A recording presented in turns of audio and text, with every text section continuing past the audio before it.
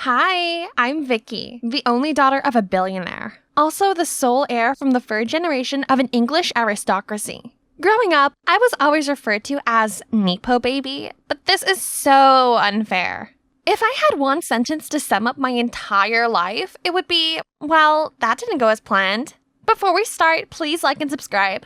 I used to live the life of a princess. My house staff was on hand 24 hours to cater to all of my needs. And the biggest decision I had to make each day was to choose which car to go to school in. Still, I wasn't Regina George everyone wanted me to be. I was friendly to everyone and took both my education and my talent seriously. From an early age, I found a huge love for painting. You see, my daddy even invited global superstars over just so they could pose for me.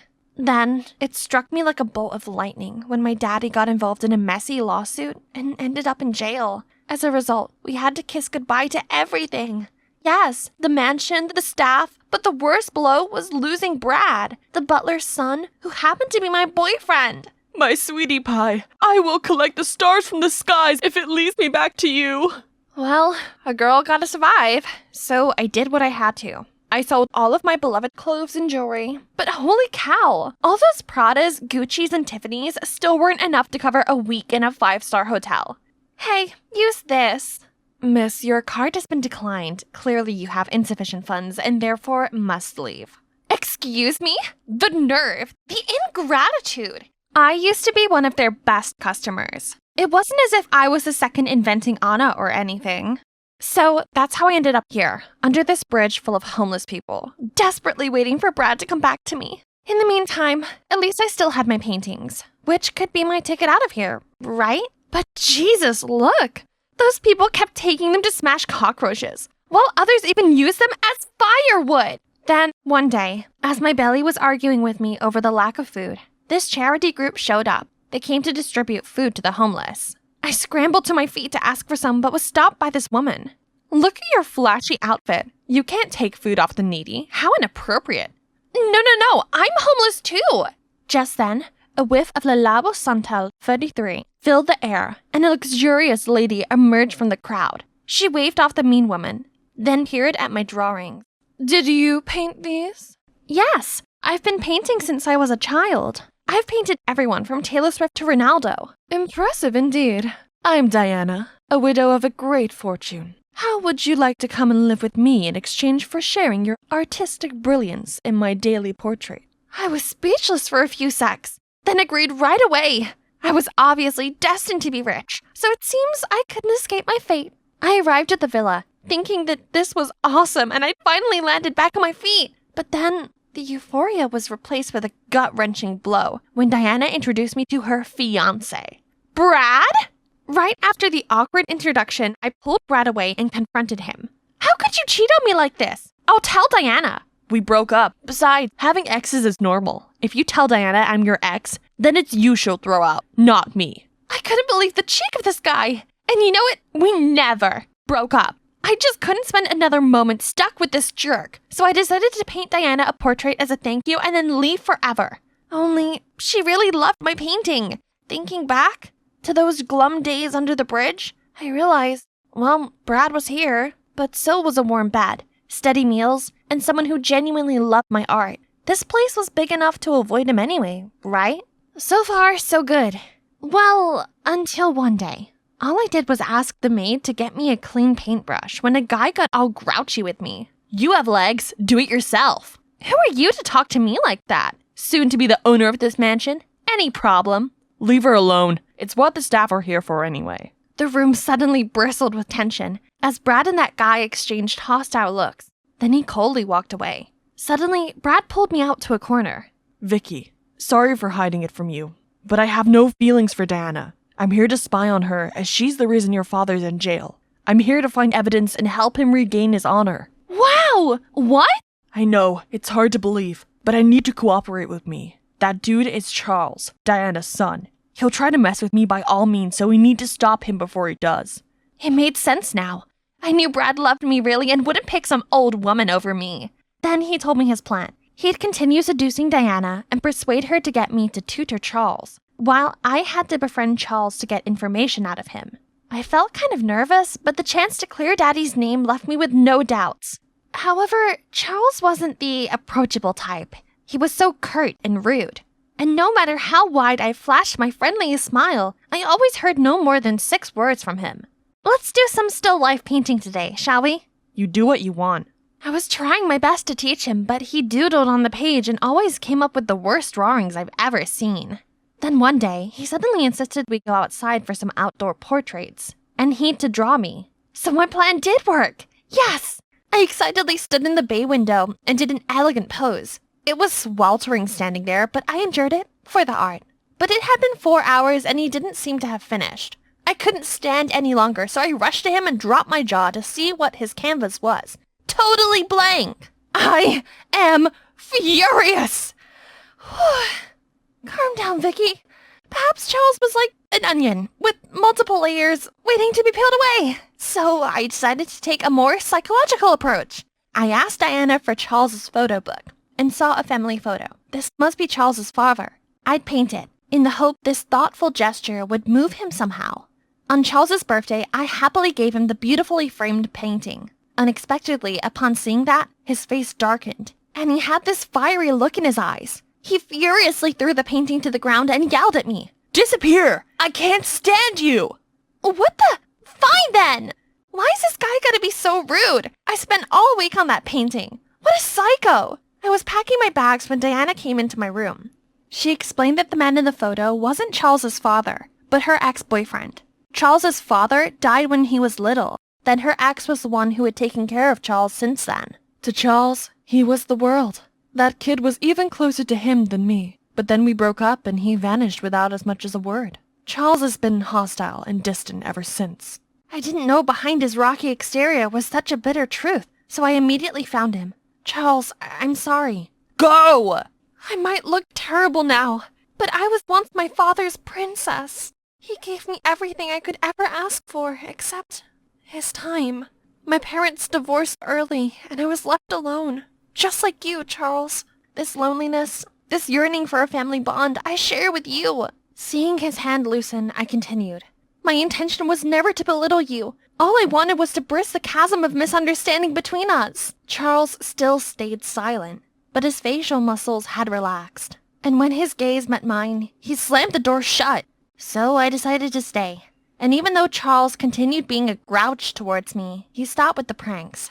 I also noticed that when Charles focused on something, he turned into a different person. He always stuck his tongue out, which looked adorable. Watching Charles drawing as if he was fighting with the paper, I came here and guided him, but suddenly our eyes met. He has such dreamy eyes. Oh no, Vicky, less of that. You were here to prove my daddy's innocence and get back to the old life. As for me and Brad, we had to make do with grabbing moments together when we could. When this is over, we can vow to be together forever and have a wedding more lavish than any of the Kardashians. My love, you must be patient. We will be together properly soon. However, when everyone was around, Brad kept up the lovey-dovey pretense with Diana. I knew it was totally fake, but I couldn't help but feel annoyed. I couldn't just sit there smiling like everything was peachy. So, after I finished the painting, I followed Brad, intending to ask him what the next step was after I successfully approached Charles, when I spotted him sneakily talking to someone. Hey, Pop. Yeah, Diana's like putty in my hand. Vicky complicated things, but I came up with a plan to deceive her. I thought that little pest would be long gone by now, but seems Charles hasn't kicked her out. Any ideas? The fury whirled like a tornado inside me. I instantly charged at him and smacked him in the face. What? You? Wait till Diana finds out about this. Oh yeah? If you challenge me, then be prepared to lose. Say hi to your bridge pals for me. I immediately found Diana and exposed all about Brad to her, but her face suddenly turned serious. I knew you'd say anything to divert from the truth, but I know you stole money from me. The maid found it in your room. Stole? What? What are you talking about? Then I looked at Brad and saw him smirking. That conniving mastermind. Before I could try and defend myself, a staff member hurried in and passed Diana a letter. Charles was missing! Everyone was freaking out and refused to hear me out, and the chaos left me powerless as my stuff was dumped outside the villa. I ended up right back where I started and had a complete meltdown. Worst of all, I was worried about Charles. Was he home yet? The next morning, I was trying to sketch something when out of nowhere, Charles appeared. He handed me the keys to this small but cozy apartment and told me it was all mine. Stunned and grateful also, I couldn't stand but hugged him hard. By the way, where did you go? Nowhere special. Felt suffocated, so I left. This time, Charles was like a different person towards me. He visited me every day and even helped me sell my paintings. Over time, my feelings for him grew and we started dating. Our relationship was filled with warmth and affection, and every moment spent together felt like a dream come true. Only, I felt so guilty keeping my dating history with Brad a secret from him, but the fear of losing him loomed over me. If he knew I'd approached him with hidden motives at the beginning, he'd despise me forever. But I had to at least tell him something. Be careful around Brad. I don't think he's a good guy. I know. He's a gold digger that's part of a romance scam ring, targeting rich women to blackmail them. Wow, Charles sure knew his stuff. Hang on. Does it mean that Brad intended on blackmailing me too, when I'd been rich? I'm going to expose him at the wedding ceremony. Come with me. Today is D-Day. The grand hall was drowned in the ethereal glow of lights. Standing in the center were Brad and Diana, ready to exchange lifelong vows. All eyes were fixed on them. Out of a sudden, the whole hall went dark, and an anonymous face appeared on the screen behind them. Tonight, we bring the spotlight on our groom. Unbeknownst to many, our Brad Thomas is, in reality, Jackson North, born and raised in Pennsylvania by his father, Richie North, the ringleader of scams to trick rich women into marriage and con them out of their fortune. Then the evidence of Brad being affectionate with innocent victims started appearing on the screen. After that, the spotlight immediately stopped on Brad, who was about to flee the scene. Diana roared in anger, rushing there right then, and flung a glass of wine right at his face. The whole crowd started to murmur. Hang on, everyone. The party's not over yet. Check your menus to reveal the other accomplice. Everyone frantically checked, but then looked bewildered to see all the menus were empty. All except for mine, where there was a photo of me and Brad. So since the beginning, Charles already knew about my relationship with Brad? And he thinks I'm Brad's accomplice? I turned to Charles, but he immediately let go of my hand. We're over. This whole time, Charles played me like a hurtful trick, and even thought me capable of something truly awful. I messaged him to meet me by this lake where we used to go. It had been 1 hour, but he hadn't shown up. This might be the final nail in the coffin of our relationship. Just as I was about to let go, I saw him trudging towards me. Charles, listen to me. I'm not with Brad. I tried warning you about him. I heard the whole sneaky conversation of you two. Your love words and your filthy plan on my family. Then my private detective sent me those photos of you both together that proved me right. You hired someone to spy on me? Not you, Brad. That's why I left home. I thought you were my friend. And I thought we were more than friends. Brad and I did date in the past, but that's all. He tried to use me just like he used others. My feelings for you are real. You have to trust me. So? I didn't know about the scam. I'm sorry I ever fell for Brad's lies and first approached you. He told me your mom was involved with my father's downfall, and I guess I so wanted my daddy to be innocent that I stupidly believed him. Charles didn't utter a word. He just turned around and left. But hang on! May I ask, why didn't you publicize my face in that picture with Brad? I just wanted you to know what it felt like to be hurt. But I couldn't bear to see you hurt either. Let me go. I need some time. Then he left me there, watching him disappear in the dark as the world around me collapsed. After the rain, the sun finally shines again. The police finally caught up with Brad and his dad and locked them both up. Diana tracked me down and apologized to me. She asked me to go back to the villa and paint for her, but I refused. I can't keep on being so trusting and relying on others so much. It's time for me to believe in myself and stand on my own 2 feet. And more importantly, I couldn't face him anymore. Hi, it's Vicky again, but in a fancier version. After all the sweat and tears, I finally made it as an artist. I was just chosen to collaborate on an important art project with this big company, and my life would turn a new page upon opening this door. Charles! It was the final match. My team, the Bulldogs, were neck on neck with our opponent, the Knights. Declan passed me the ball and I sprinted towards the goal, outrunning all the chasing Knights players. Suddenly, this guy cut me off and tackled me to the ground. I managed to break free, lunging towards the goal, and scored a triumphant touchdown. My teammates and I were celebrating when I saw the player who tackled me, Cody, talking to the ref and pointing at Me? Suddenly, the ref blew his whistle. She's a girl, I could tell when I tackled her. She's a girl, so what? Why is a girl on a boys' football team playing as a dude? She's not even registered properly. But she's the best player who scored more points than anybody on the Knights team, alone, and the winning goal. Despite Declan and my teammates standing up for me, the ref announced it was an unfair score and gave the win to the Knights. Hey, it's okay, Riley. We had a good game and a good season because you're here. Right, guys? Yeah, I'm okay, guys. That player, Cody. You, sir, have made an enemy for life.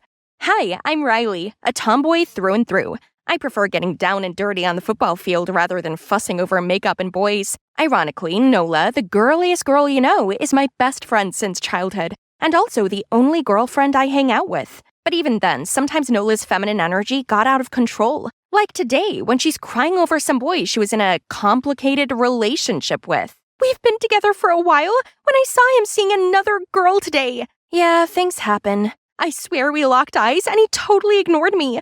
What a jerk. Riley, you have to help me get back at him. What? No, I don't want to get mixed up in all this toxic drama. You should ask someone else. This guy is so charming that any other girl I'll ask will fall in love with him. But you, Riley, are the only one who would be immune to Cody's charm. Wait, Cody? Cody Nelson? The footballer?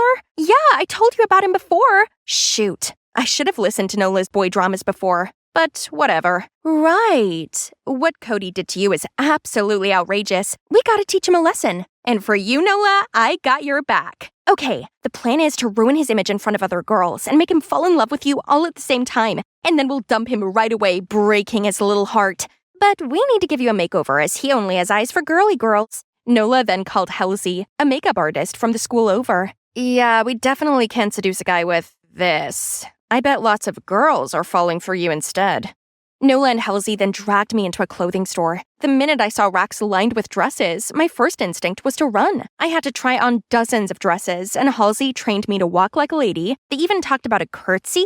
Who curtsies anymore? Then Halsey taught me how to slow dance, which I quickly mastered, but they didn't seem impressed. Halsey suddenly grabbed my waist and took the lead. I was following her steps when, OMG, they look so cute! Eek! Only girls understand each other. What? Do we look like a couple to them? Stay cool, Riley, this is just for revenge. Nola's plan better be worth it. The next day, I brought my princess makeover to school, ready for Cody, when, hey, you look familiar. Have I met you before? Oh shoot, it's him. Did he recognize me from the match? I know. Must have seen you in my dreams. Phew, false alarm. Cody then asked for my number and we started going out. During the dates, I was so nervous without Halsey and Nola. Okay, Riley, act proper. You're not in your natural habitat. Gosh, you look like an actual princess. Another time, my mouth watered at the burger on the menu, but despite starving, I tried to keep calm and had to order a salad instead. Aw, only a salad? You eat like a little birdie. It's exhausting to be a girl. But after all the dates with me, Cody hasn't announced anything official between us. Is it his natural instinct to be flirting with girls? Nola's plan's obviously not working. I gotta take matters into my own hands. So I secretly poured some estrogen powder into Cody's protein shake and texted Nola to come see the show. Ha! Look at the way he dunks the ball. Let's see if he could still be Prince Charming now. Later, he clashed with another player, fell to the ground rolling and whimpering in pain like a baby. I was satisfied for today. Suddenly, I saw Declan walking over and he sat right next to me. Oh no, my buddy can't see me in this embarrassing look. Just then, a basketball came hurtling towards me when Declan's quick reflexes got me behind him and caught the ball with his free hand. Are you all right? Yeah, thanks to this friend here. Say, what is a pretty girl like you doing at a sports event like this? Thanks for saving my girlfriend. I can handle it from here. Thank God you're okay, Riley. Aw, he's so sweet, so soft and cute. What? Would you stop saying he's soft and cute? He's not that kind of man. You're right. He's a manly man. We're so sorry, Cody. We didn't mean anything by it. Wow, I didn't know such a little girl like you had such a big voice. I'm so happy to have you by my side. Hey, Riley, would you come to the fundraiser carnival with me? I'll make an announcement to everyone there. Wait, was this guy serious? When I got home that night, I saw Declan waiting outside on the porch. I looked at him and then down at my outfit and back to him in panic. So that really was you back there. So, you really did recognize me. Why didn't you say anything back there? You looked so nervous and acted like you didn't know me, so I didn't want to embarrass you. Anyway, when did you start going out with Cody? Why change so much for him? I explained everything to Declan, the whole revenge plot for Nola and how I'm doing this to get back at Cody for taking away our championship. Well, the Bulldogs were in the wrong for letting you play in the first place. It was a men's final. I don't care. He has to pay for it. Then I stormed inside. I gotta stand my ground. But Nola was there already sitting on my bed. I heard the whole thing. Makes sense now why you were suddenly interested in the plan. Anyway, whatever you're in it for, your main goal is to ruin Cody's reputation. Don't get sidetracked. Okay, guess I have to attend the carnival with Cody then.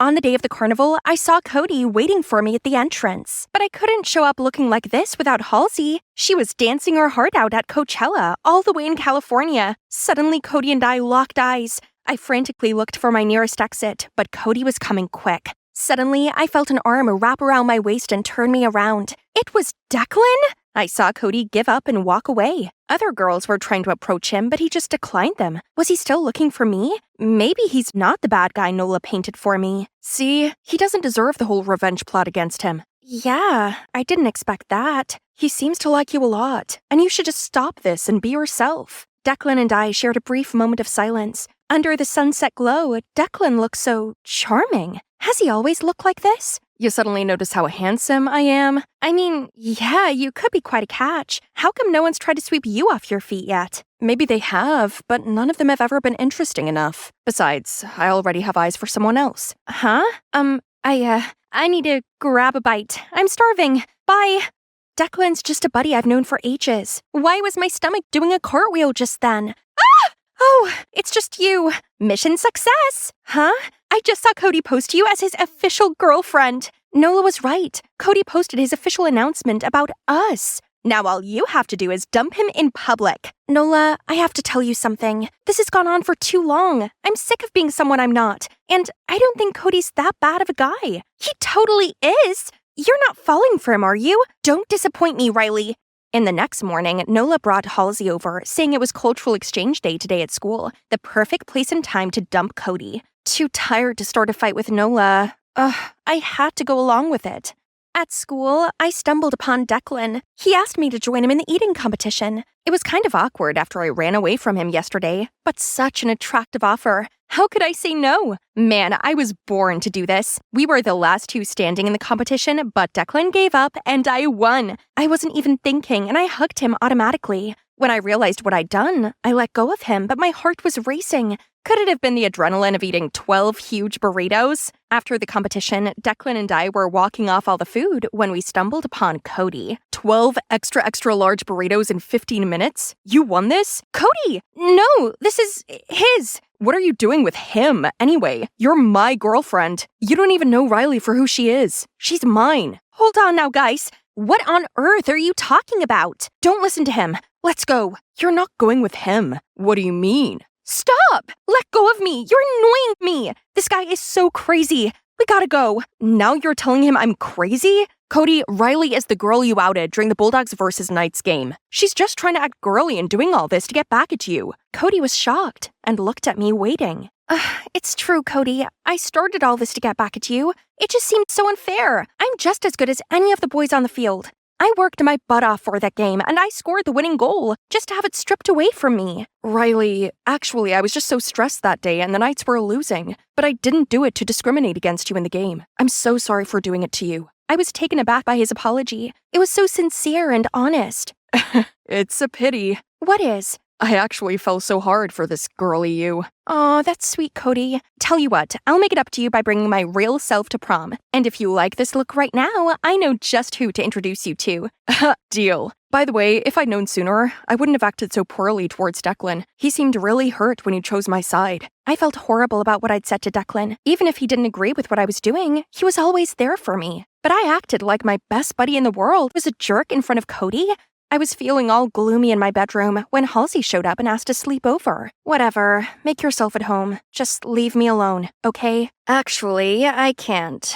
I saw the fight this afternoon between Declan and Cody. Gotta say, kinda admire Declan for speaking his heart. Unlike someone. What do you mean? Come on, you like Declan, don't you? Huh?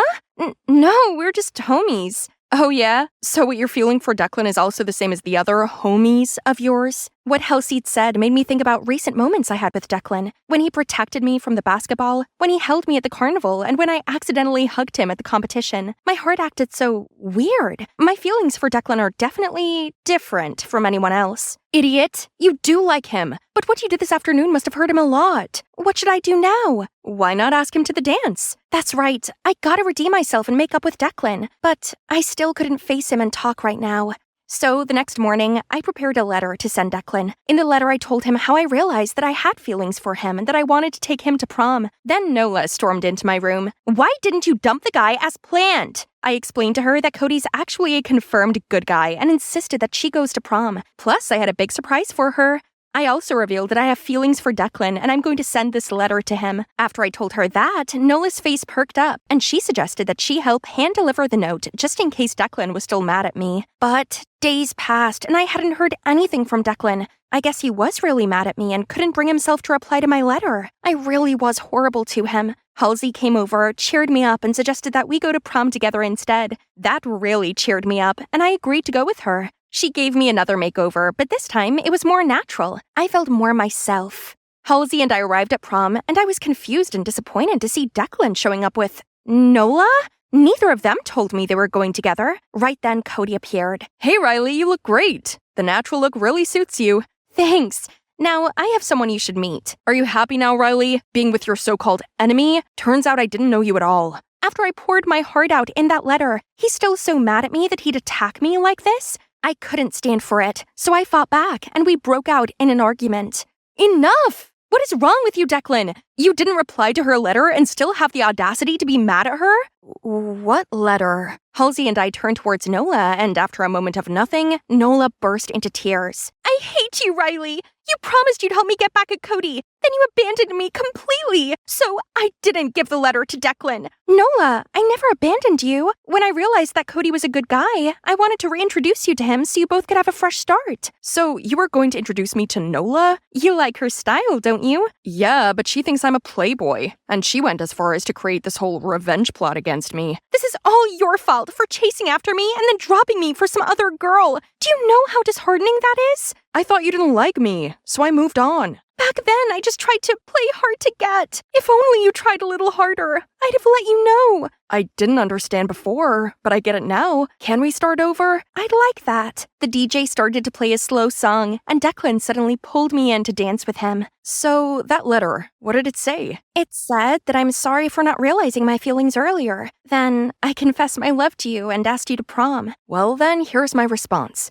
Riley, I liked you the minute I set my eyes on you. I wanted to do everything with you. I wanted to hang out, I wanted to play football with you, and I wanted to be by your side every moment of my waking hour. I could never figure out how you felt, so I hid my feelings for you. At that moment, Declan and I were the only two people in the world. We danced throughout the whole night, and I felt complete. And that's why you should just speak your heart, everyone. If you want to hear my story, comment Halsey's story, and I'll see you then. Okay, animators, you can continue.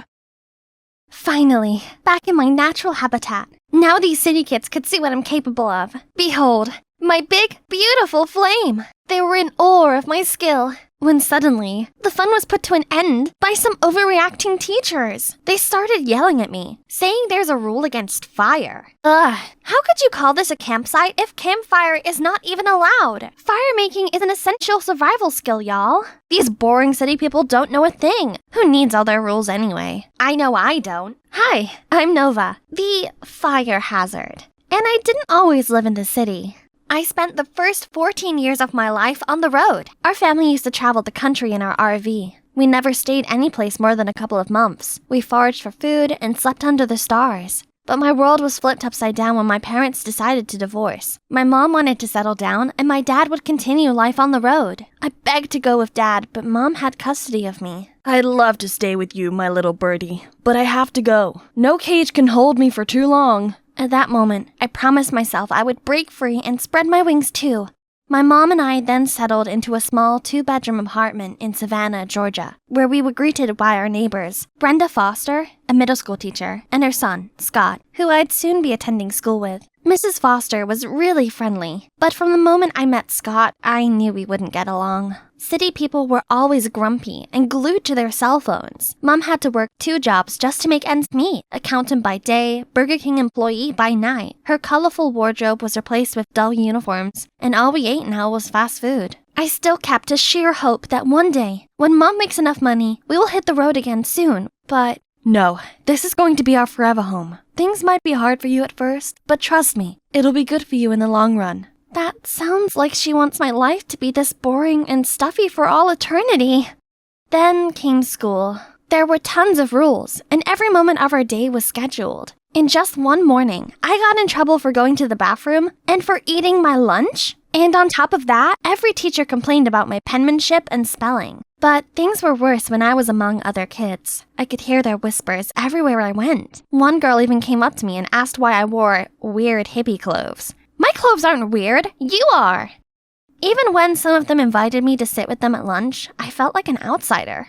Anyone down for some pink drinks after school? Not me. I'm saving up for the Eras tour. Count me in! I'm entering my pink girl era. None of these words they say makes any sense to me. Finally, they asked about my old life. Well, we didn't have to eat this junk. We can get fresh vegetables by the road. And I know how to skin roadkills. And every day we tried many different fruits and fungi. But be careful, a simple mushroom could kill you. But by that point, I noticed they were either speechless or as pale as a ghost. Did I say something wrong?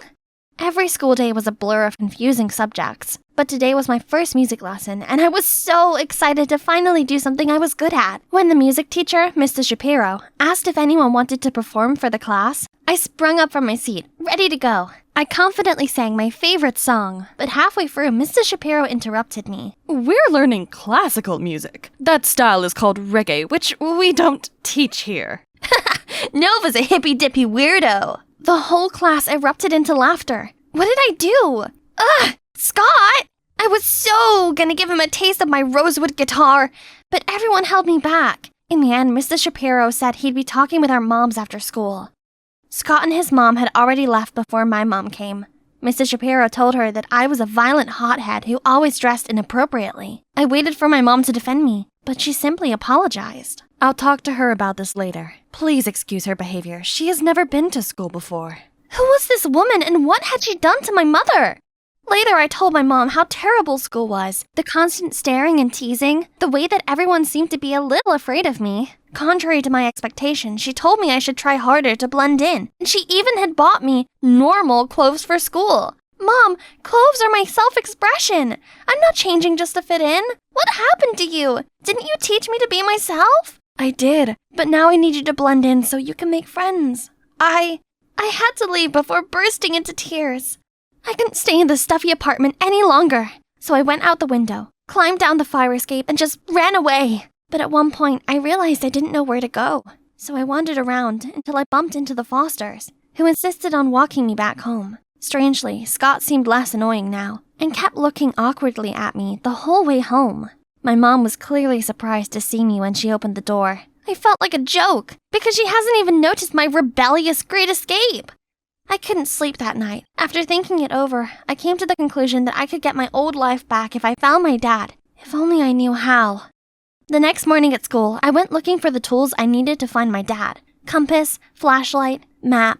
Scott? What are you up to in there? You first. I wanted to apologize for what happened in music class yesterday. Your turn. I'm gathering what I need to go find my dad, and there's nothing you can do to stop me. Stop you? It looks like you need help. Those things may have helped you hundreds of years ago, but these days we just use the internet. I didn't want Scott's help, but maybe he was right. I had no clue where to start, and I could hardly even figure out how to use my cell phone. Maybe I need a little help to learn about the internet. Follow me. Scott spent that afternoon teaching me the basics of the internet. He also asked about my old life, and I found myself telling him everything. All the things I missed and hated about this new life. To my surprise, he was understanding. His mother was a single mom too, and it had been years since he heard from his father. After that day, I thought I hated him a bit less. About a week later, I felt like I was ready to start my search. Little did I know, Googling my dad's name would give me literally millions of results. I was about to give up when I saw some people looking for their dogs. That just gave me an idea. I printed as many flyers as the library would allow and spent the next day putting them up around the neighborhood. I was surprised by a strange phone number. Hello? Yeah, hi. I just saw a clueless hippie wandering around and I think they matched the description you provided. I was over the moon by how quick I got a response. But then I saw Scott, half a block away, grinning at me with a cell phone in his hand. That internet thing you taught me is useless. Finding people is not that fast, even with the internet. Your best bet would be the database at the police station. Are you sure you... I didn't need to hear any more words and immediately flagged down a police car passing by. Over here, officer! The officer pulled over and rolled down his window. Morning, sir. Please take us to the station. What are you kids doing? Where are your parents? Well, I'm looking for my dad. I heard the officer speak into his intercom, saying he was bringing a lost child back to the station. Well, that's not what I meant, but whatever does the job, I guess. As he led me into the back of the car, I remembered. Sir, he's with me. Should we bring him too? Correction, 2 lost kids. Scott was obviously stunned as the police officer escorted us into his car. It's hilarious. Of course, I need my sidekick with me to help me find that database thingy. Shortly after arriving at the station, the officer left the room to get us some water.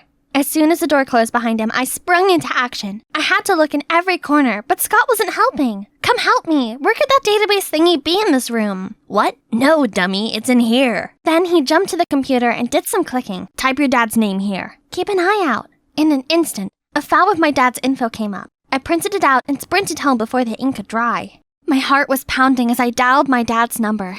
Hey, yo! Dad, it's so good to hear your voice.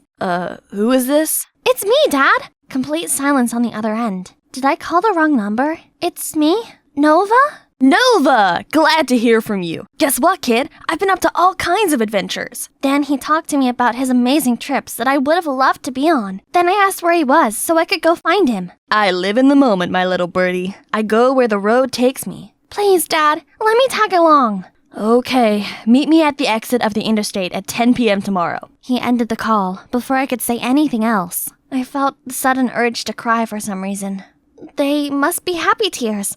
I was finally seeing my dad again. But how could I get there? Maybe my sidekick Scott could help me. If he had made it back from the police station. Oopsies! I ran to Scott's apartment, and to my surprise, he answered the door.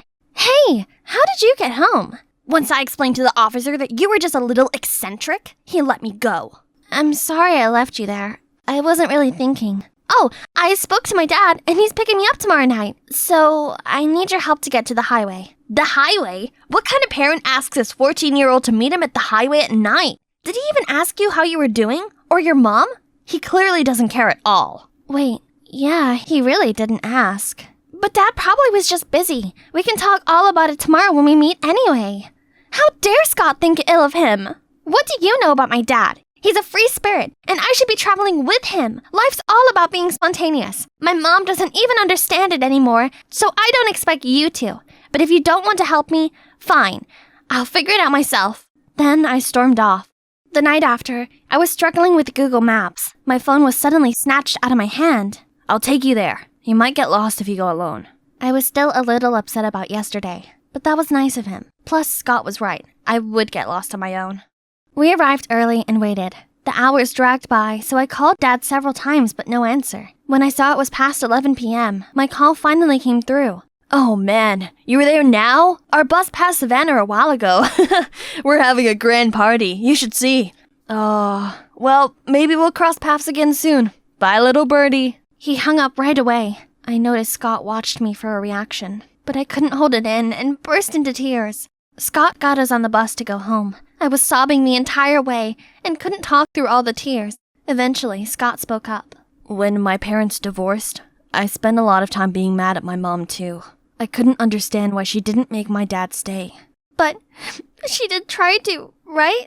Nope, she just accepted it. And I eventually realized that she wasn't weak like I had thought. She chose to stay to make sure my life was normal. Leaving would have been easy. And what she did, keeping the lights on, actually took a lot more strength. What Scott said sounded surprisingly mature. After that, we sat in silence for a while. I understood what Scott was saying, but I didn't think it applied to my case. My mom was just not the person she used to be. We arrived home very late. Before we parted, Scott said, "Why don't you ask your mom why she decided to settle down here? Kids don't always understand why parents do certain things. Maybe you should hear her out." I nodded and took a deep breath before opening the door.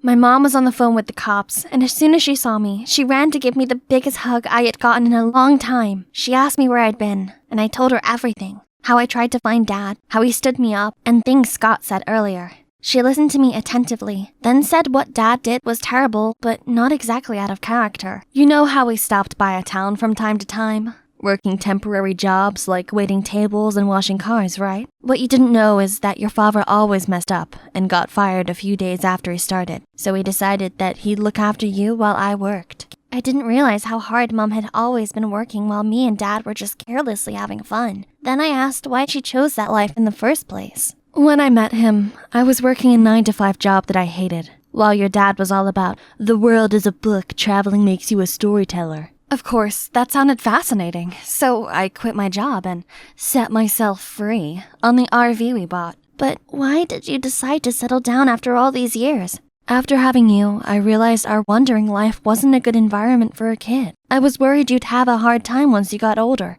especially because your dad wasn't being helpful and was only being a bad example for you. Besides, homeschooling is difficult. We aren't teachers. You deserve to grow up in a stable home, have friends your age, and create deep connections with them. I got you two, and people we met from all over the country. That's not enough, honey. I thought I should give you a normal life while you're still young. You'll be better prepared to make your own decisions later as an adult. It was unfair to you. Because you didn't choose that life. We did. The resentment I had towards my mom melted away. In its place was a profound gratitude for all that she sacrificed. I wasn't good with words, so I told her that the best way I could. Do you miss our old life? Well, yes, but for now, you're my #1 priority. After the hurt's gone, it was time to heal. I tried to focus on my lessons and learn the rules. My mom even helped me pick out clothes that were more appropriate for school, but still felt like me. I tried my best to enjoy the same movies as other kids and learned to play their favorite songs on my guitar. Soon enough, they became my new friends. I continued to grow even closer to Scott, my friend and partner in crime, from the start. Still, my mom and I agreed that we shouldn't totally abandon our love for travel, and she promised that we would plan a few big road trips every year, starting this summer. I can hardly wait for our trip to Niagara Falls with Mrs. Foster and Scott. Hi, I'm Aubrey, a super smart girl with an IQ of 200, and you should be ready for my mind-blowing story. Before I continue, please like and subscribe. I grew up in a small village in the countryside where people farm for a living. My family struggled to put food on the table, so I could only attend a monastery school. But since childhood, I've always been kind of different. The system is crashing. Please wait for a moment. The chicken is $15.55 minus 15%. Cereal is $2.49. Potatoes, laundry detergent. So the total comes to $64.85 with the discounts and tax included. Mom soon realized I was a gifted child, so she helped me skip some grades, and by the age of 5, I was already doing secondary school math. I always topped my classes, and other students would bribe me with candies to ask for help with their homework. At the age of 8, I scored 760 on the SAT math and won the spelling bee competition. I became a phenomenon in the area, and reporters even gave me the Stanford Binet IQ test, which showed I had the same intelligence as a 22-year and 11-month-old person. My parents were super proud of me, especially my dad. Dad, they all gave me Lego and comics for rewards, as if I was an 8-year-old. Yeah, they're wrong. You're 8 years and 5 months old already, little lady. He was the only one who could spark interesting conversations with me. That is, until he fell terribly ill. But good surgeons were nowhere to be found in this remote countryside, and we couldn't afford to take him to the center either. We were desperate to see his situation get worse and worse. Then he passed away, leaving us in the depths of despair. Soon after, Mom couldn't afford my school fees anymore, so I had to drop out. Aubrey, I'm so sorry. Don't worry, Mom. There's nothing the school can teach that I can't learn by myself. So she signed me up for a library membership, and turned out the best memories I cherished were here, where I could immerse myself in interesting knowledge from all around the world. I was walking down the aisle, absent-mindedly running my fingers along the spines of the books, when one caught my eye. And the memories of my dad rushed back to me. If he had been operated on, he'd not have lost. I started turning the first few pages and was captivated immediately. Then suddenly, a fiery desire sparked in my heart. I want to become a surgeon. So I studied every medical book I could find, especially the ones from this author, and decided to save money to enter medical school as soon as possible. To get closer to my dream, I moved out to the city and applied for a job at a coffee shop right next to the medical school. Only... You've broken 10 plates this week already. Are you trying to break a record? Come on, boss, it's just some plates. Not like I burned the whole shop or something. This will be deducted from your salary. Repeat this and you'll be fired. Okay, that's my fault, but I knew he wouldn't fire me. There's no one else who could memorize so many orders all at once, even Diner Dash Master. Later, I was going to serve a group of students when I heard they were discussing an emergency case. We have to remove that blood clot in segment 4 of the liver and flush the left lobe. Definitely have to start at the middle hepatic vein. Is this dude serious? Absolutely not. A less intrusive cut would be along the falciform ligament to allow access to segment 3. Everyone fell silent and looked at me like I was an alien. Suddenly, the middle-aged man among them stood up. Nice work, young lady. Your method is much more efficient than my student's answer. Which class are you in? Oh, I'm not a medical student, but I aspire to be one day. The man asked me to sit down and continued asking me other medical questions, and I answered them all with ease. My adrenaline was rushing. Since my dad passed away, I hadn't had such an interesting discussion. Then, a few days later, the man came back and revealed that he was Dr. Sean Lewis and the principal of the medical school. OMG, you're my favorite author! I admire you so much! Thank you, young lady. Anyway, I came here today with an offer. I was impressed by the knowledge you have in the medical field, and I think you deserve a full expense scholarship to the most prestigious medical school. Can someone pinch me now? This was truly a blessing from heaven that I would definitely not let slip away. Here comes my first day. I went to school extra early to explore as much of the campus as possible. This place was so much bigger and better equipped than my old school. I was looking around the hallway to find my class when someone bumped into me. Oh, isn't it the gave the wrong answer guy at the cafe? He just coldly said sorry and hastily headed to the class over there. 412? It's my class too. I learned that he was Henry, the top student of the class. But obviously, he wasn't that good. They'll see. All the theoretical classes didn't make me break a sweat, and I even spotted some mistakes made by the professors. When lunch rolled around, I went to the cafeteria, approaching the first group that caught my eye, and they seemed to be friendly. Want some of my fries? Potato fries contain a high amount of trans fat, which is associated with type 2 diabetes, heart disease, and obesity. One day you'll have a stroke, and then you'll know why. Thank me later. They all pouted and left right away. Did I say something wrong? Right then, a nice girl came to me. I'm Laura. Mind if I sit? Sure.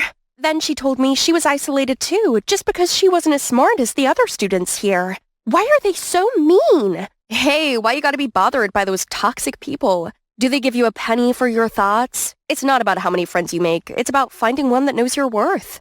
You're right. I'm Aubrey, by the way. I know, I was in the same class with you this morning. And the way you argue with our professor? Wow, that's impressive. Laura and I quickly became friends. It's great to have her around who could truly see my brilliance and always encouraged me to express myself.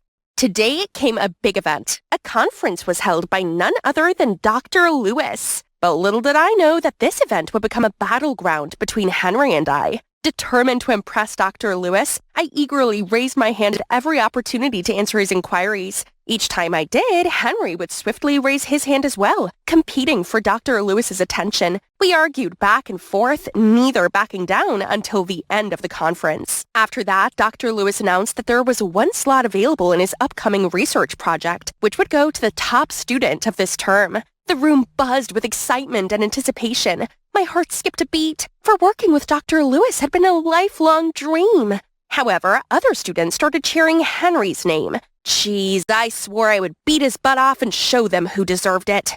Time to prove that I was not only unmatched in theory, but also in practice. I was the very first one to finish stitching up the incision. But as I reached for my gauze, I couldn't find it anywhere. It must be around here, I swear. Oh no, I left it inside the dummy. Okay, this time must be better. How hard could it be to use this defibrillator? But then I accidentally touched the metal pad and got shocked and fell backward. I kept trying in many other practice sessions, but that sucked. Aubrey, this cast looks exactly like a chicken thigh. Do it again. But the most annoying thing was that Henry excelled in all of them and other students started mocking me. After that, I went outside for some fresh air and deep down, I was so disappointed in myself for all my failures. Suddenly, a hand gently patted my shoulder. It was Laura. I couldn't help but hug her and start sobbing. Laura, what if I was wrong about myself? I failed at everything and people started humiliating me. Oh, they just envy you. Nobody can beat your academic scores. That's why they gloated at your failure in practice. But that big brain of yours is what matters the most, right? Yeah? And an opportunity is coming your way. There's an intelligence contest next week. If you win, everyone will have to recognize that you're the best, including Henry. Talk about Laura, my savior. I'll try my best. Just wait and see. A few days later, Laura took me to the library in a private study room. She helped me set up my laptop and left me alone so I could focus. Good luck! I participated in an online oral contest over Skype. There was a panel of judges who asked questions, and all I had to do was answer them verbally. Easy peasy. Now I just need to wait for the results. The next day, I went to school as usual, then suddenly was called to the principal's office. Dr. Lewis might have known about that competition and saw my name on the top list. I was about to brag about my performance when he accused me of helping other students cheat on their exam. Then he showed me a voice recording of me answering the questions. Wasn't that for the intelligence contest? But Laura said, Dr. Lewis, just wait. I can explain. I frantically called Laura, but she refused to pick up. Enough! I'm so disappointed in you. You're expelled from this moment. Feeling lost and crushed, I trudged myself to a bench in the schoolyard. Hey, are you okay? Okay? You're mocking me? Now that project slot is yours. Happy much? Get out of my sight, now! Suddenly, a stack of papers fell onto my lap. You might need this. Good luck. I believe you're not a cheater. I confusedly flipped through those papers to see that these were all of Henry's notes from this semester for practice lessons, which could not be found in normal textbooks or lectures. I kept on turning to the last page and saw a scribble. Know your worth. Something awakened inside me, so I swallowed my pride and ran after Henry. Hey, wait! I've been wrong about you the whole time. I'm sorry. Don't be. It's my fault to act competitively too. I had no bad intentions. It was just the motivation for me to study harder. I swear. But it's a pity if the medical industry loses someone like you. Well, I'm not so sure anymore. I'm used to doing everything so quickly and I can't be patient, which probably explains my clumsiness. That I can help with. Genius is 1% talent and 99% hard work, you know. Since then, I often went to Henry's house to practice. We studied together and he taught me many tips to stay calm, patient, and focused. And turns out, he's also quite the adorable type. Here you go. Thank you, doctor. This is the best stitch I've ever had. One day, I ran into Laura at a gas station. She tried to hide, but I ran straight there to catch her. How could you trick me like that and just disappear like nothing happened? I'm so sorry, Aubrey. I was so blind and just wanted to help those who are bad at studying like me. I never expected it to be that serious and you'd get expelled. And now, why are you here? It's just the medical profession was not my thing, so I quit. But Aubrey, please forgive me. I'm really ashamed of what I did, and you were the only one who had truly been kind to me.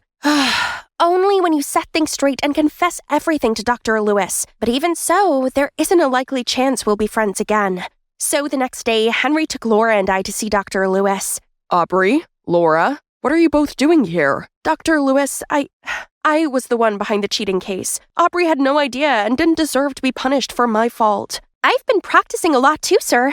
Look at these. I've been so careful with every single one. Aubrey has also helped me a lot on our project. I hope you can forgive her and grant her another chance. Dr. Lewis looked quite satisfied, but then he suddenly turned pensive and shook his head. Medical school is not where people can freely join and leave. A doctor needs an extra sharp mind and can't be fooled as easily as you were. I'm sorry, Aubrey, but you're not qualified. My heart sank to my toes, and I locked myself inside my apartment for the next couple of days. It wasn't until Henry knocked at my door that I actually went outside. He said he wanted to cheer me up and bring me to his favorite restaurant. I sat down waiting while Henry went to get the drinks. Hey! But a second later, he slipped on the stairs and fell down with a thud with all the broken glass scattering around. It's all right. I think I only twisted my ankle. Not a big deal. But my stomach dropped when I noticed a trail of blood on the floor and something protruding from his ankle. A large shard of glass. I swiftly dialed 911 while Henry winced in pain. Aubrey, you have to administer first aid. Oh, right. I called for the restaurant staff to get the first aid kit, but it was clear that the situation was dire. Henry's face grew pale as blood continued to trickle from the wound. I held the wound closed to stop the blood, but my heart felt weak. I couldn't bear to see him suffer. You trust me, Henry? What do you mean? Yes? So I immediately pulled out the toolkit that I brought around in my purse. Henry bit down on the tablecloth beside us, and I started the procedure. I maintained a steady stream of chatter, trying to distract him from the pain, but it wasn't helping. What doesn't kill you makes you stronger.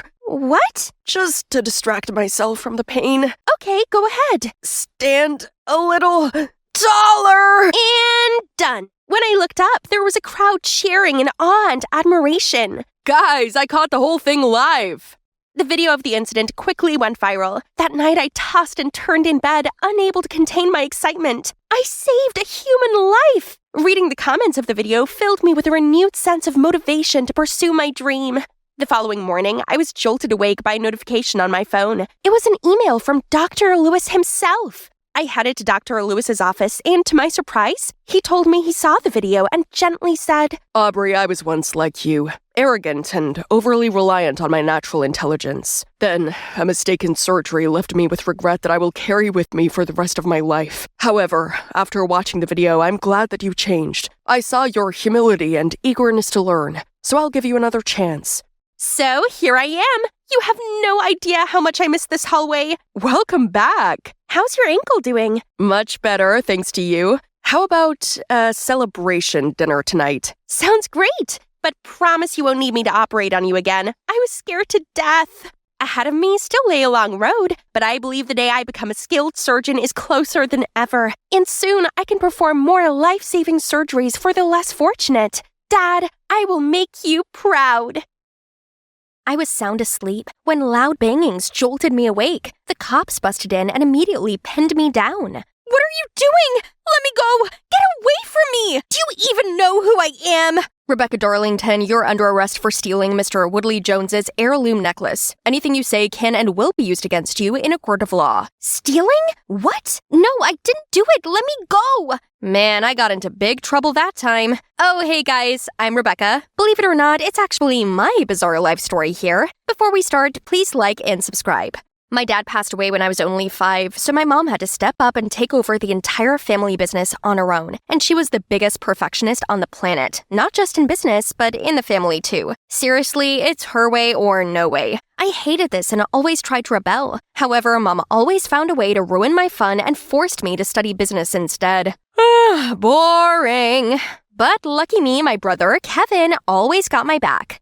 One morning over breakfast, Mom decided to drop a bombshell on me. Rebecca, I've arranged you a date with Brian, the Woodley Joneses' son. You are to go there for dinner and be on your best behavior. They are very affluent. They own half of the city. No chance. I'm not some pawn in your bid to gain business deals. If you ignore my orders, I'll transfer you to a boarding school all the way to Australia. You wouldn't. Don't test me, young lady. Perhaps you could arrange this date for another time when Rebecca has had time to digest it? If I wanted your input, I would have asked for it. He's my brother, and he has a say in this. Your adopted brother. It's about time he knows his place. Kevin looked so hurt, but still put a smile on for me. He's such an angel, just like his mom, Rosalie. Rosalie used to work here as a maid, and Kevin would often come play with me. But then she suddenly passed away, leaving Kevin all alone in this world. So Mom adopted him out of pity. To me, Kevin's always been family, and I will not let Mom treat him like that. How about I let her have a taste of her own medicine?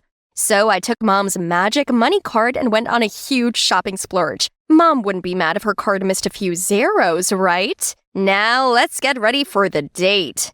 Ta-da! I look crazy, right? Take that, Mom. No way will this Brian guy want a second date. Kevin kindly offered to drive me to my date. He reassured me it would be okay, then passed me a box of chocolates to give to Brian. Oh, Kevin. It was gone 9 p.m. when I strolled into the grand entrance hall of the Woodley Joneses mansion. Brian's jaw dropped to the floor as soon as he saw my crazy look. Oh, but I didn't stop there. I first asked all the servers to leave us alone, then made him nauseous with my table manners, and wowed him with my big appetite. I even sneaked bites of the chocolates meant for him and playfully fed him some. After dinner, I asked him to give me a tour of the mansion. But by the time we reached the jewelry room, my head was spinning. Then everything went blurry, and I blacked out. The next morning, I was already back at my house without any memories of how I got back. Then these cops came in and arrested me. Now I'm in this interrogation room being accused of stealing the Woodley Jones necklace. Apparently, it was quite pricey and had been handed down through 12 generations. You were at the scene of the crime. If you want to prove your innocence, then I suggest you start telling me what happened. Like I said, I went there for dinner, then fainted, and somehow woke up in my bed with cops everywhere. Stop lying. Brian was the one who was drugged, during which time you cut off the power so you wouldn't be caught on CCTV, then stole the necklace, didn't you? Okay, Mr. Policeman. Daniel, right? I know you're trying to play good cop, bad cop with me, so I'll get to the point. Let me go, and I will ask my mom to pay you handsomely. You know her, right? Head of the Darlington conglomerate? Are you trying to bribe to law enforcement? You could get 7 years in jail for this, plus the robbery sentence. I can assure you it wouldn't be less than 10 years. 10 years? I didn't mean to. I just freaked out. I'm rich, okay? I have everything I want. I wouldn't risk stealing something like that. You did send all the staff home, so there was no one to corroborate your story. How exactly did you get home? I told you I blacked out. All I know is I didn't do anything wrong. You couldn't find the necklace at my place or on me either. You have no evidence against me. Then enjoy a stay in a cell for 24 hours, in which time I shall find the proof I need to lock you away for a very long time. Wait, no, please trust me. Someone, anyone. This was so unfair. I just wanted to go home. Fortunately, that cop couldn't find any proof and had to let me go. Finally, after 24 hours behind cold bars, unjustly accused, all I need right now is a warm welcome from Mom and Kevin and a nice bath. But what I got was a slap in the face. How could you steal from the Woodley Joneses? Now they'll never do business with me again. Mom, I didn't do it. Why does nobody believe me? Would you look at yourself? Have you done anything good for this family? All you ever did was party, throw my hard-earned money out the window, then dare to cross me. You're no daughter of mine. Get out, now! I was shocked and heartbroken by her words. My own mother wouldn't believe me? So, I walked out. Just you wait, Mom. I'll prove it to you. I'm no thief. With Kevin's help, I rented a place not too far from home, but it was nowhere near the luxury I was used to. No worries. Once I proved myself innocent, things would get better. Now I just had to find that police guy, Daniel, that arrested me. He must have insight on the case, right? But when I arrived at the police station, I saw Daniel being scolded by his boss. You couldn't even solve the simplest case. Daniel, what has gotten into you? You're off the case. Jack, it's over to you. Leave it with me, sir. I won't let you down, like some incompetents. Sheesh, that Jack guy was such a douchebag. And Daniel sure did look glum about all of this. So I approached him and suggested we work together to find the culprit and kick Jack in the butt. At first, he refused, as apparently a suspect participating in the investigation was not procedure. Relax, it's not like I want access to classified documents or anything. Think of it as working with a suspect. If we cooperate, you could monitor me to see if I really am the culprit. It's a win-win. It's not like that. I'm no longer on the case. Jeez, I didn't expect you to give up so easily. So much for being a pro. Maybe your boss was right to reassign the case. Who are you to judge me? You're still the #1 suspect in this case, and I got my eyes on you, thief. So, is that a yes? Ugh, fine. Bingo. Surely there's no place better to hunt for clues than the crime scene, right? But Brian's mansion was locked down and had security everywhere. Luckily, Daniel told me he'd already studied the house's layout and knew that the only way to intrude without being noticed was through this door. Yes, folks, you heard it right. A dog door. The bar couldn't get any lower, could it? Just shut up. We sneaked through it and ended up in the staff kitchen. The main building has already been fully swept, as that's where we knew the main suspect was. The staff quarters weren't a focus point. Daniel launched into a CSI mode, checking the area for footprints, and I watched with fascination. He found a strange shoe print which didn't belong to any of the staff, as they were required to wear uniform shoes. This type of shoe print is rare. This could be a big clue. I didn't want him to start accusing me again, so I wiggled my foot about. It's obviously not my tiny size 6 feet. I didn't say a thing about you. This obviously belonged to a man with size 12 feet. Is it your accomplice? Is he Bigfoot or something? Are you crazy? Whose accomplice, you madcap? Shush! Are you trying to get us caught? Oopsie. Just then, we heard running footsteps coming our way. Shoot, we gotta get out. The only escape is through this window. Again? Oh, what a burden. Daniel grabbed my hand, then we both jumped through the window. Smack! His shoe was right up my face. Ouch! Get your dirty foot off me! I tried getting up, and we ended up kissing. My first kiss. Wait, what is that sound? I turned around to see 2 big dogs growling at us. We run on the count of 3, okay? 1, just run! We ran straight to the road and caught a taxi, leaving behind those vicious dogs. Your hand? Sorry. It was because of those dogs. Is being chased by dogs the in-trend? A few nights ago, I saw those exact 2 dogs chasing another man along this road. Daniel immediately asked the driver to show him his dashcam footage. It showed this tall, masked man in all black coming out of Brian's house. A shiver ran through me at the sight of him. There was something unsettlingly familiar.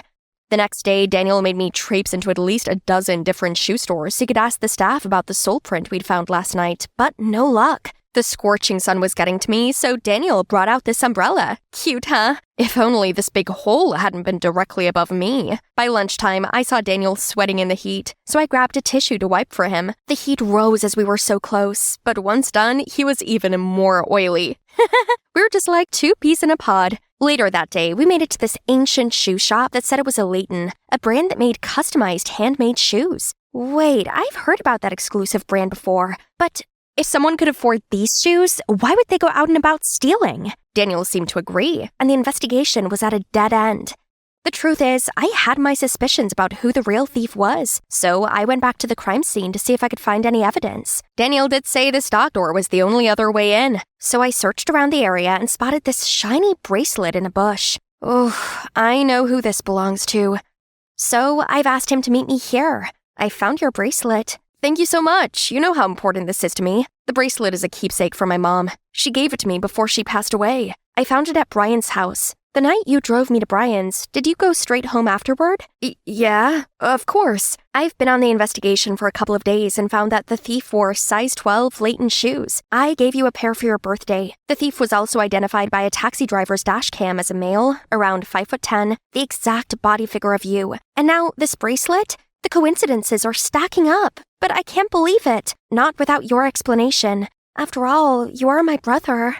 Yes, it was me, but I had no other choice. I actually have a sister, a half-sister from my dad's side, and she's going through surgery. I really needed the money to pay her bills. I might look successful on the outside, but I work for your mom unpaid. Don't get me wrong, I'm grateful for all she's done for me, and I couldn't ask her for more, so I took the risk. Why didn't you tell me? I can help you. You were always embroiled in arguments with your mom, so I don't want to burden you further. And you only seem to need me when you're in trouble. That's true. Thinking back, we rarely talked. Even when we talked, it was always me complaining about Mom to him without realizing Mom has been the hardest on him. I hated what he did, but I knew he only did it to save his sister, and I felt terrible that I'd had Kevin's love and care all of these years, and she hadn't. Kevin, don't worry. Just leave it to me.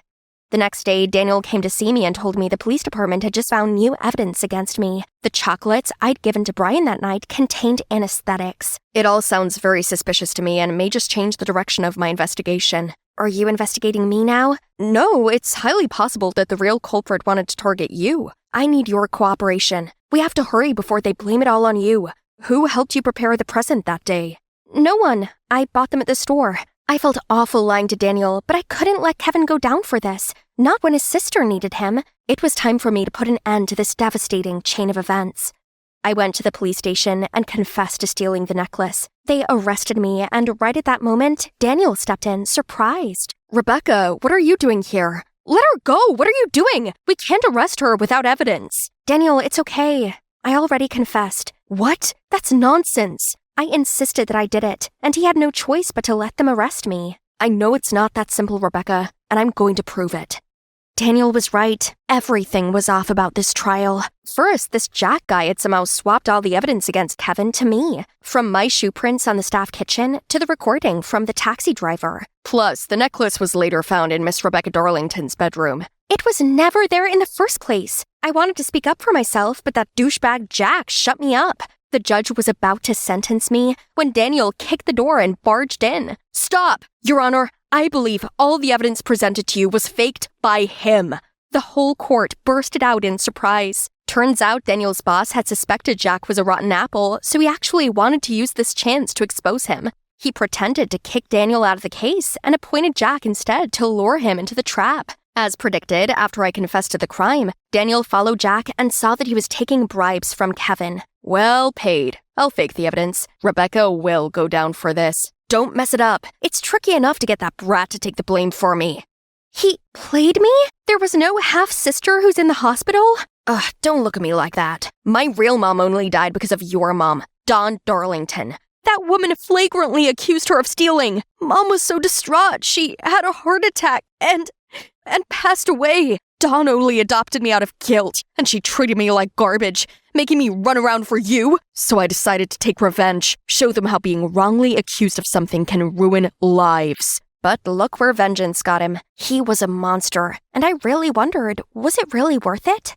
In the end, both Jack and Kevin went to jail. Unfortunately, without Kevin as key personnel to help out with my family business, it went into turmoil. So I offered to help Mom with it. You do that, after everything I put you through. We're a family. I also felt bad for taking you and what you provide me for granted. I'm so ashamed of how I treated you. I've been cold, controlling, and unfair. On you and Kevin. It's my fault he turned against us and sought revenge. Mom, it must have been hard for you running the business and caring for me and Kevin, especially without Dad. I forgive you and want to just put it behind us and start again.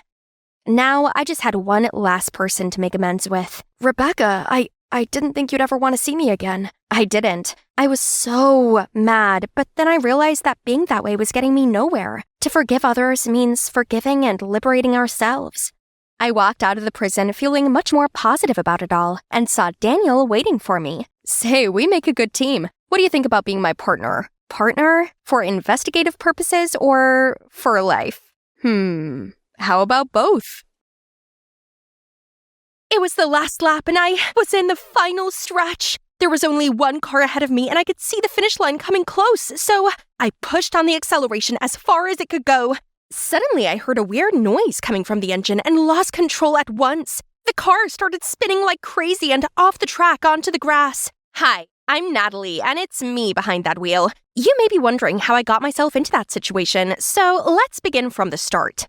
I was born into a racing family, so the passion for sports naturally ran in my veins. But my life somehow resembled Maggie Payton in the movie Herbie, as my dad didn't allow me to race. Instead, he put all his faith in my adopted brother Jeremy, and by pouring everything he knew into teaching him, with a hope that he'd become a great racer. Only the explanation to this wasn't as complex as in the movie. My mom passed away when I was a newborn, but no vehicle accident was involved. It's just my dad was of the opinion that ladies should be gentle and sweet.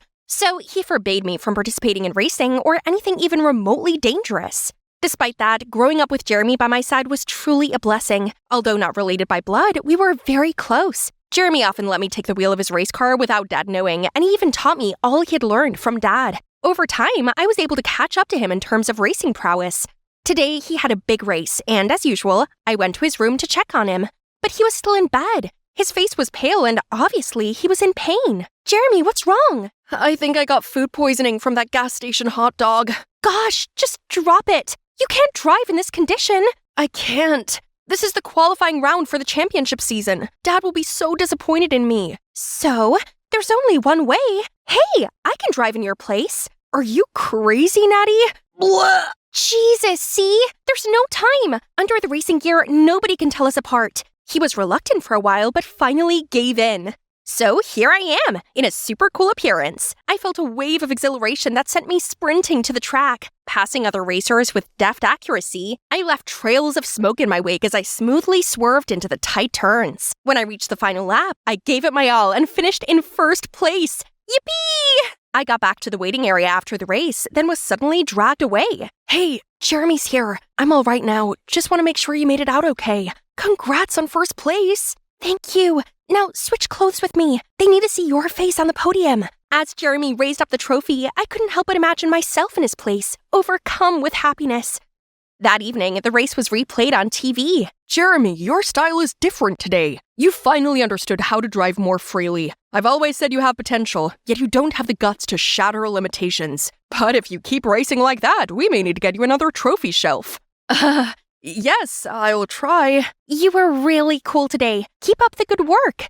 After that race, I still felt the electric rush lingering in my bones. So I asked Jeremy to let me keep taking his place. Enough, Natty. Last time I did it as a last resort. You don't really want to be a racer anyway. Let me help you. In the meantime, you can focus on your passion. Seeing him hesitate, I continued. If you're afraid of being caught, just be there at all times so we can swap back whenever we need to. Jeremy's Jeremy. Couldn't say no to my puppy eyes. After that, I wore Jeremy's racing suit and entered all of his competitions. During that time, Jeremy would covertly hide among the crowd and wait. Oh, did I mention that my brother is a huge crochet fanatic? He even runs an Etsy business stocked with incredible pieces he made all by himself. Things were going kind of smoothly, but public practice was out of the question because we had to keep this a secret from Dad. So Jeremy's plan was for me to pretend to be dating the team mechanic, Royce, also his best friend. This would give me an excuse to go to the track on a regular basis to practice. The following day, Jeremy took me to meet Royce, and luckily he was so friendly and agreed to assist us right away.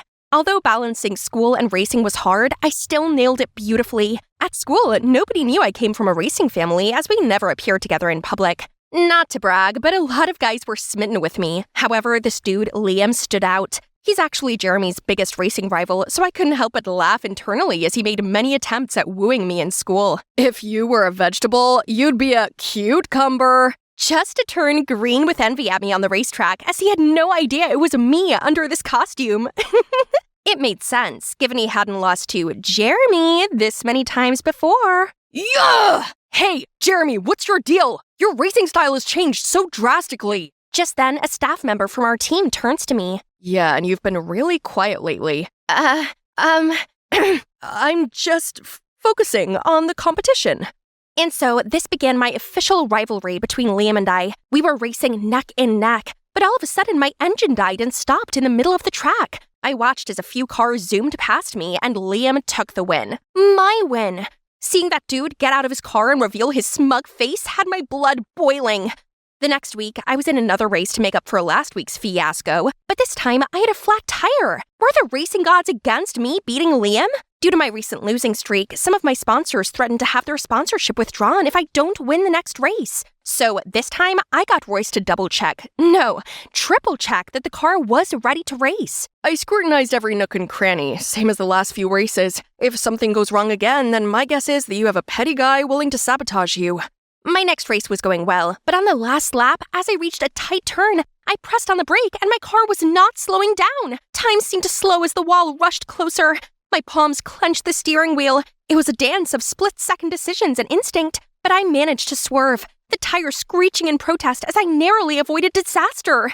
Close shave. I looked over to the finish line and saw that Liam had once again secured first place. He was definitely behind this. So I quickly got changed and barged into Liam's waiting room to confront him. Oh, my angel! What are you doing in this fiery battlefield? It's you who played tricks on me, my brother, right? Spit it out! Your brother? Who? Jeremy Wilson? You sabotaged someone else's car too, or what? What are you talking about? Drop the act. You're the one who benefits the most if my brother loses. Recently, his car kept breaking down. This can't be a coincidence. It just seems like luck is on my side. See, the girl I like also happens to come from a famous racing family. We're a match made in heaven. How can you be so casual about this? Don't you know how dangerous it is to drive with broken brakes? If not for my driving skills, I would have been injured. Wait, your driving skills? Were you the one driving the car? I mean, my brother. Oh my god, it's you! I knew something's off lately. Watch your tongue. I didn't say anything. Focus on the actual conversation. You either confess to the crime, or I will investigate and expose your true face to the whole world. Mark my words. I couldn't believe I just let my secret slip to my biggest rival. If Jeremy knew this, he'd definitely tell me to quit racing. So after a sleepless night, I decided to meet Liam for a proper talk, but he found me first. Are you Google? 'Cause you have everything I'm searching for. Stop messing around. I'm not done with you yet. That you broke my car case? I had no idea about it, I swear. I'm competitive, but not that low. But isn't it normal for a car to suddenly break down sometimes? Put that aside. Anyway, have you told anyone about my identity yet? No, but what's up with that? I want you to keep your mouth shut. So let's make a deal. What do you want? Except for a date like in some sappy rom-coms, of course. Then nothing. Just don't avoid me anymore. And tell me why you have to disguise as your brother. That's none of your business. All right, then I'll ask someone else. Ugh, fine. Just promise you won't tell anyone. Then I told Liam everything. And since that day, he had officially become my shadow, no matter at school or on the track. I need to complain to Spotify for not naming you this week's hottest single. Oh wow, they really look cute together. Even though they're competitors, love always wins. And that's how we accidentally became a gay couple in the racing scene. At first, I found Liam very annoying, but soon I realized his great passion for racing matched my own, and his insights into the racing world were unexpectedly captivating. I found myself opening up to Liam, sharing my thoughts and feelings with ease, and somehow felt happy around him. But the mystery around my broken car hadn't unfolded, so I couldn't let my guard down. And here comes the last qualifying match before the championships. My dad was also here today to motivate everyone. I was so nervous, yet still had to act lovey-dovey with Royce in front of Dad. Obviously, Liam wasn't happy about that. He kept coming in between us, even though he knew we were just pretending. Natalie, focus! I couldn't stand to keep my secret any longer. So I gotta carry the day to prove myself, then reveal the truth to him and race under my own identity. I turned on the engines full power and felt its huge force as I raced. My helmet fought the wind, and the air surge was like a thrilling symphony. It was the last lap, and I was in the final stretch. There was only one car ahead of me, Liam's car, and I could see the finish line coming close. So I pushed on the acceleration as far as it could go. As I raced past him, I was both precise and fast. My heart pounded in my chest, and I could feel an adrenaline rush through my body. Suddenly, a strange sound came from my car, and I lost control at once. The car started spinning like crazy and off the track onto the grass. I was dizzy, but lucky enough, not a scratch. As I came to, the first person I saw was Liam? He dropped everything just to check that I was okay. He took me to my pit stop, where my teammates rushed over to support. Suddenly, my dad appeared. I was panicking, and I didn't know where to go or hide when... Natalie, no need to hide anymore. I already know. How? That doesn't matter. Look at you. What a mess. I just wanted to prove to you that I can do it. This is my passion. Why do you always stop me? Your passion? You mean falling off the track? You just ignored all the times I'd won first place. You're a terrible, selfish, evil father who has no love for your children and always forces others to do this, do that. People don't respect you because they want to. Everyone only listens to you because they're afraid of you, just like me and Jeremy. Just then, Dad slapped me hard across the cheek. I stumbled back and fell onto Liam. It was you, wasn't it? I'm sorry. I just couldn't watch you get yourself in danger anymore. Meeting you is my entire life's greatest regret. Before anyone could see me cry, I ran away. I have nothing left. No one understands me. No one. I lay there in my room, consumed by a cloud of gloom after Dad's week-long grounding. Suddenly, a pebble knocked at my window. It was Liam. He was trying to throw a rope up to me. After a moment of hesitation, I finally climbed down. I'm sorry I went behind your back. I didn't know your dad would go that far. I care about you and just want you to be safe. But now I realize the way to do that is to find the true culprit who vandalized your car. Liam's apology felt really sincere. Look at him. I couldn't stay mad forever. The last time you raced, you never left your car's side. The pre-checks are where we need to look into. Are you sure you can fully trust this Royce guy? He's my brother's best friend. Why would he sabotage me? You're just being subjective. Suddenly, a memory resurfaced in me. Last week, I saw Royce lingering around the car for longer than the usual inspection. He told me that I need a new head gasket or else I wouldn't be able to accelerate without blowing the engine. Now, when I think of it, it seems kind of fishy. So we rushed to Royce's shop immediately. Natalie, what are you doing here? I'm sorry to hear things have been rough between you and your dad. But you're not sorry for almost taking my life? What are you talking about? Cut the act. I've got all the evidence against you. What evidence? Shut up. I have CCTV footage of your criminal acts. If I give it to the racing committee, you'll be out for good. What do you think? My hands were trembling as I hoped that Royce couldn't see through my bluff. But shockingly, Royce's face went pale and he crumbled to the ground. All right, Natalie, it's me. But I didn't mean to hurt you. I just want to help Jeremy. How does that help Jeremy? Actually, I have a crush on him, and Jeremy confided in me once. I don't know what to do. I love Natalie very much, but I always feel self-conscious in front of her. I'm just an adopted child. Becoming a racer is all that my dad wishes for me. If I stop racing, he won't love me anymore. Meanwhile, Natalie's far better than me from the beginning. If Dad finds out I'm such a loser, he will disown me. Jeremy, my poor brother. I just wanted to scare you into not racing. Everything I did to your car was carefully deliberated beforehand so that you wouldn't get hurt. I'm sorry. I'll find a way to fix everything.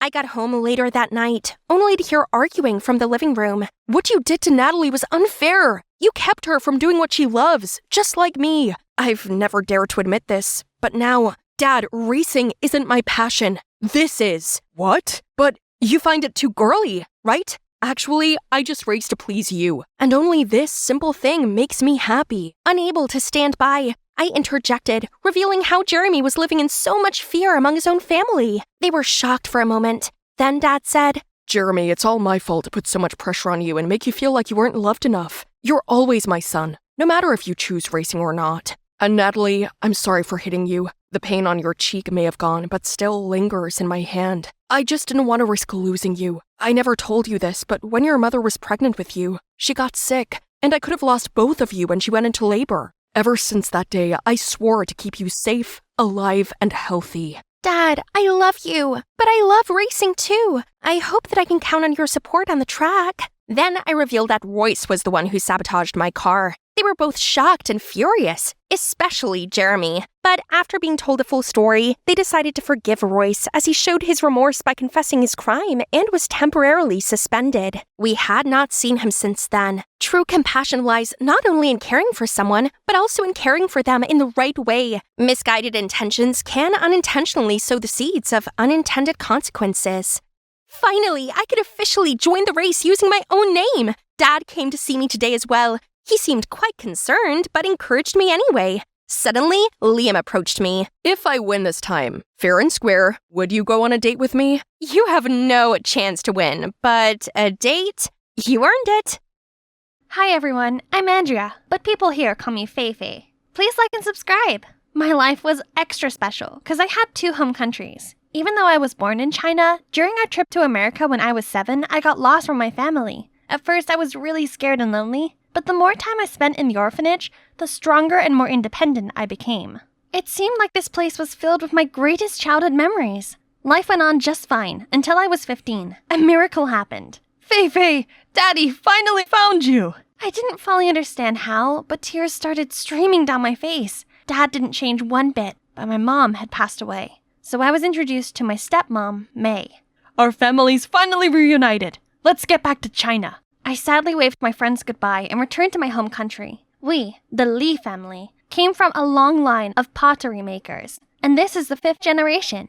Dad said that before his grandparents took their last breath, their dying wish was to preserve the family craft. And as the only granddaughter of the family, I carried the noble responsibility of inheriting this pottery shop. I believe in you. Make us proud. While I was still processing everything, my parents already dragged me to my relative's house for a meet and greet. There must have been 20 people here, and I had to memorize all their names? Grandpa Zhu, Grandma Lian, Uncle Tang, and Aunt Hua?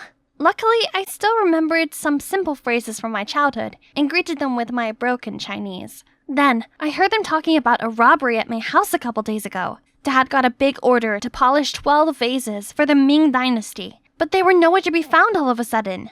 The customer wanted to press charges, causing a big trouble for our family. The police were involved, but since all cameras were smashed, it was impossible to find the culprit.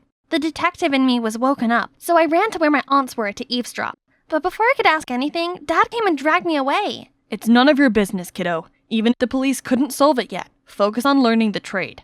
A few days later, I started school, and boy, I thought I was smart, but Chinese characters defeated me. For crying out loud, those dancing letters and accents gave me a nightmare, and I was even reprimanded for using English in class. That's not all. Classes were followed immediately by ceramic lessons. Watching ceramic tutorials was fun, but practicing was a hard slap of reality. The more I practiced throwing clay, the more stupid shapes I created. Ugh, and there's clay all over my face and shirt. Clumsy me. Frustrated, I angrily yeeted a piece of clay across the room, then saw Dad glaring at me with his face darkened. Feifei just came here. She can't possibly learn that quickly. Give her some time. But Dad coldly dragged me to the ceramic gallery. You know, pottery is about pouring souls into lifeless clay. Your great-grandfather used to make ceramics for the palace during the Qing dynasty. In wartime, the whole workshop was bombed, but your great-grandparents saved the most precious vases while fleeing the enemy till they died.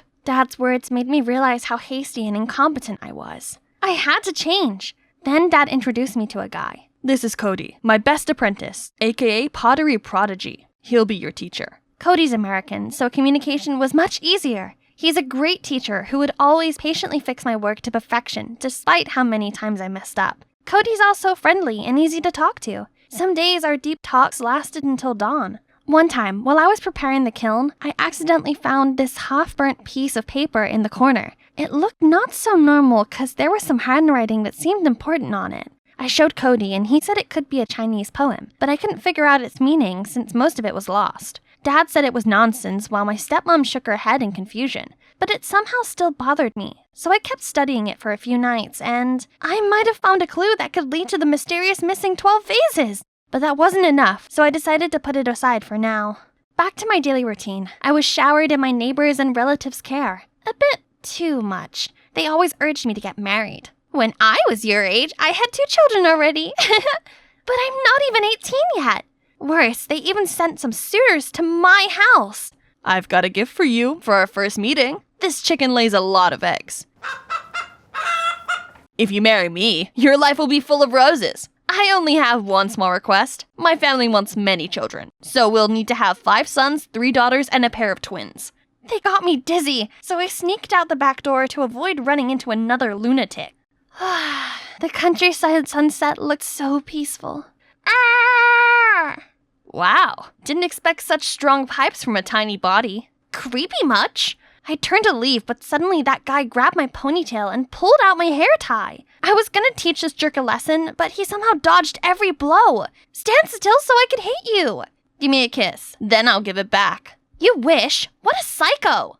But somehow, now I and this psycho became friends, and we even got closer and closer after seeing each other every day at school. I realized Kai wasn't as annoying as I thought, and even grew sympathy for him when I learned that he also lost his mother when he was little. As his father was busy running his business, Kai was always unhappy and lonely. Now that he had my company, he cheered me up whenever I was sad and frustrated about not getting better at pottery. However, Cody didn't seem too pleased with this. He appeared out of nowhere and dragged me away. Faye, that guy is a notorious lady killer. Stay away from him. He seems like just a regular dude to me. Okay, to tell you the truth, that guy is from the Wen family, our lifelong nemesis. If your dad knew about this, you're done. I'm a bit concerned, but life isn't a revenge drama. No one can stop me from seeing someone because of some familial feud. Still, I guess I should be careful.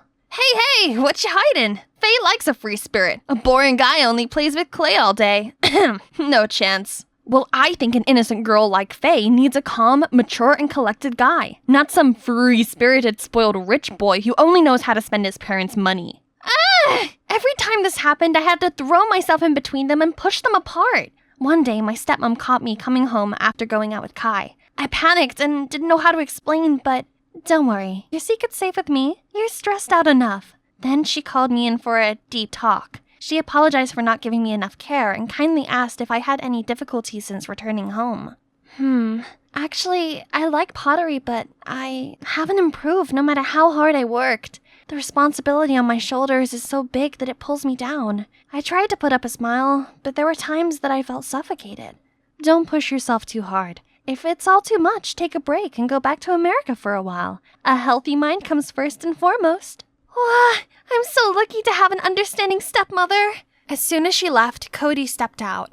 I didn't know you were under so much pressure. Don't worry, there are other ways to help your family besides making good pottery. You're smart. I know you can do it.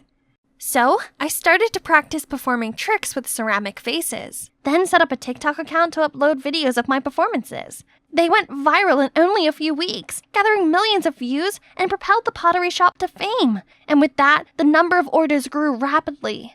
The national pottery competition was coming. My dad excitedly announced that it was a huge opportunity for our family. Our core team worked day and night to create a unique design that would make an impact. The big day finally arrived, and I was tasked with carrying the vase to the exhibition area. I was so excited to be there, but a stranger suddenly bumped into me, leaving me in shock for a few seconds. Oh my god, the vase! Panicked, I hurriedly checked and luckily, it's okay. Whew, that was close.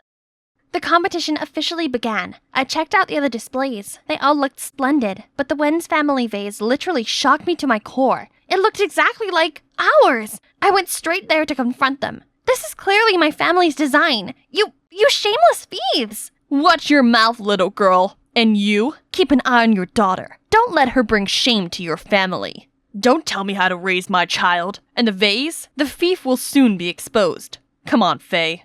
I knew the design can be copied, but not the material. It's made with our family's secret technique. We had a special substance that made ceramics more durable. Now we just need a little luck. Ladies and gentlemen, the winner impressed us with its one-of-a-kind design and outstanding quality. The first prize goes to Wen family! However, we also found out one team's product is made with substandard material and underfired. The judges also suspect them of plagiarizing the Wen's design. We can't accept such disrespect to the craft. Lee family, you're disqualified from this competition. Before we could recover from the shock, the news already spread like wildfire. Kai tried to explain that he had nothing to do with this, but I didn't want anything to do with him anymore.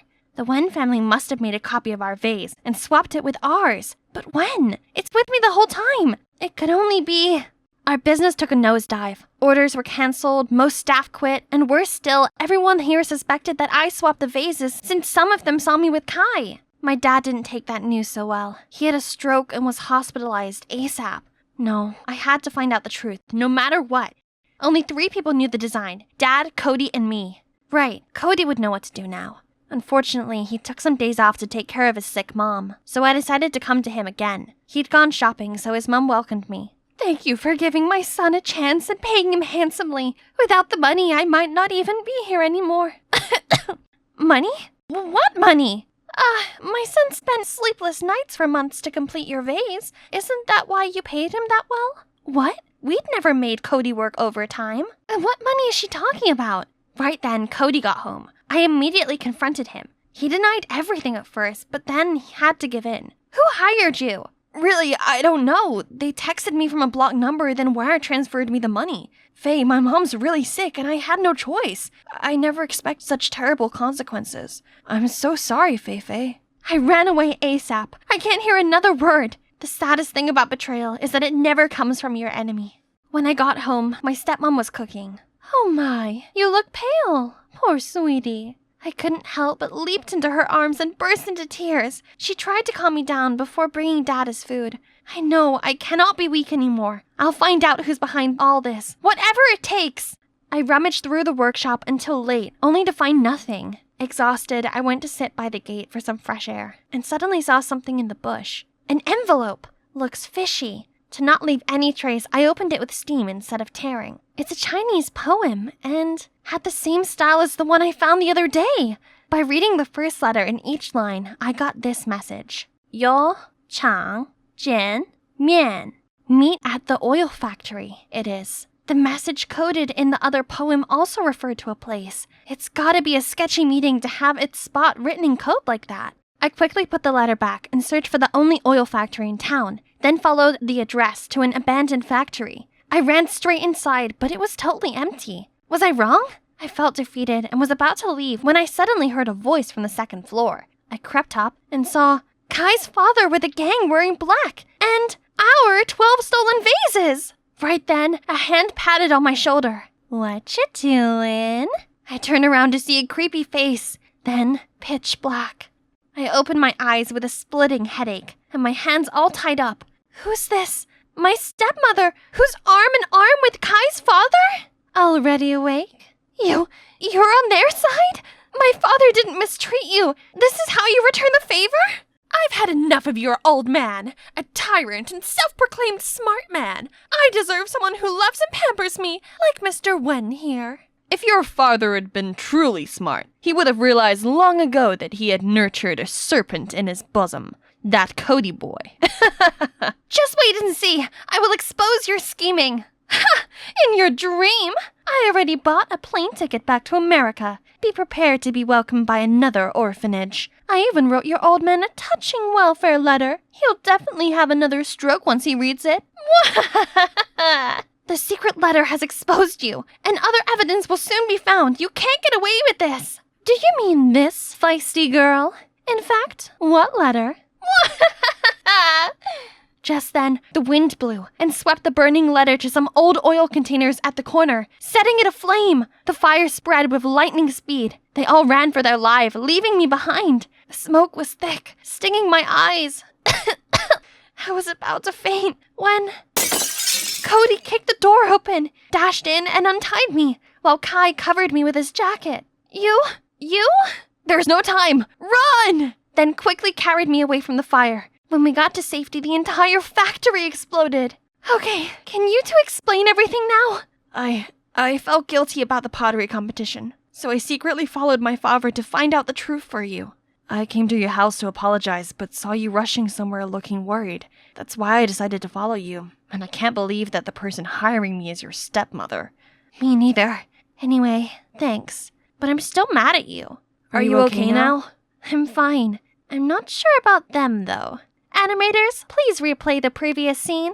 Yep, I managed to record everything. With this priceless evidence, of course my so-called stepmother and Wen had to plead guilty and go to prison. My father was discharged from the hospital, and our 12 ceramic vases were returned. Now that our family's name's cleared, business is booming. After this incident, I learned to cherish our pottery workshop more. Determined to continue my family business, I started learning pottery properly to prepare for next year's competition. Root for me, peeps! And, of course, I still have these two guys by my side. Only it looks like they no longer want to just be friends with me. What should I do? Please help me by commenting down below if you're hashtag Team Kai or hashtag Team Cody.